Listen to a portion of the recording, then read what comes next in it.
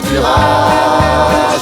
On t'emmène avec nous, on t'emmène avec nous, on t'emmène avec nous, on t'emmène avec nous, on t'emmène avec nous. Encore des petites bêtes. Bonjour les petits curieux, ouvrez bien Eh vos... oui, on avait dit que ce serait moi. Oups, nous t'écoutons Martha. Merci. Bonjour les petits curieux, ouvrez bien vos oreilles et vos yeux. Aujourd'hui, dans le journal des copains du bocage, on continue de se balader dans les haies. En effet, les haies abritent beaucoup de petites bêtes, pas seulement les abeilles et les papillons. Miam, c'est bon les insectes. Et c'est un hérisson gastronome qui vous le dit. Péarque, je ne préfère pas connaître le contenu de ton assiette. Retournons plutôt voir Bénédicte Maurouard au Grécia. Peux-tu nous dire quel type d'insectes on rencontre dans les haies? Oui, alors, on va pouvoir retrouver des coléoptères, comme les coccinelles, les carabes, la petite biche, le lucane, qui dont les larves mangent le bois en décomposition. On va pouvoir retrouver par exemple le clit de bélier.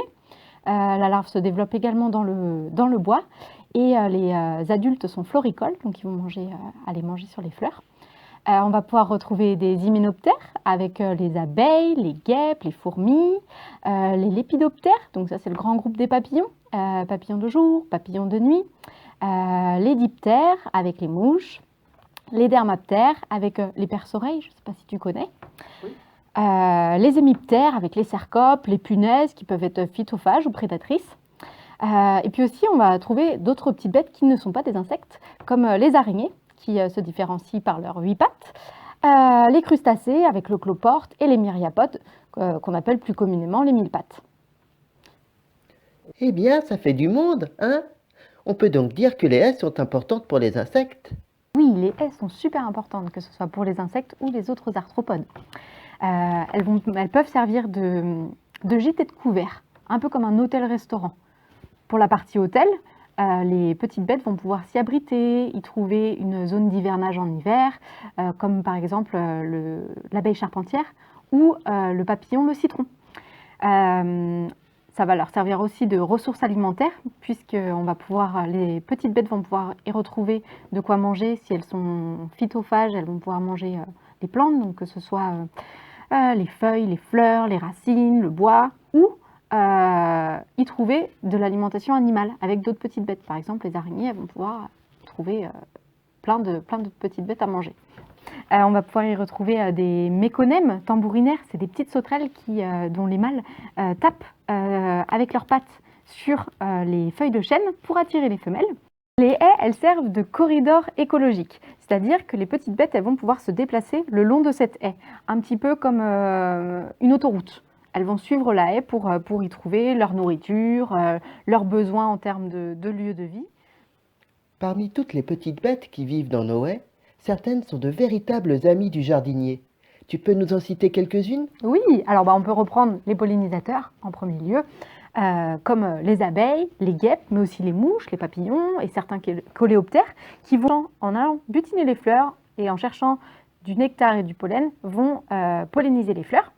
Et puis, on a aussi tous les prédateurs que le jardinier ou la jardinière apprécie particulièrement, puisque je pense notamment au carabe doré, qui va manger les limaces et les escargots. Et la haie est très utile pour le carabe, puisqu'il peut hiverner en hiver au pied des végétaux, sous la mousse.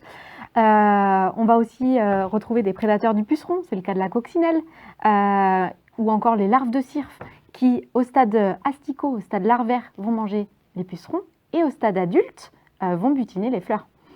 Donc on a le cirfe ceinturé par exemple. On peut aussi citer comme bons prédateurs les araignées qui mangent plein de petites bêtes, mais qui, comme de nombreux arthropodes, sont très sensibles aux pesticides et aux produits chimiques. Donc c'est important, près de la haie et en règle générale, de ne pas utiliser de produits phytosanitaires. Et t'en as pas parlé avec Béné, mais les insectes, c'est aussi très joli. C'est vrai, la beauté, c'est un cadeau supplémentaire que nous offrent les haies. Regarde ce magnifique papillon. Oh, trop mignon. Et bien moi aussi, je peux le faire. La la la la la la la la la la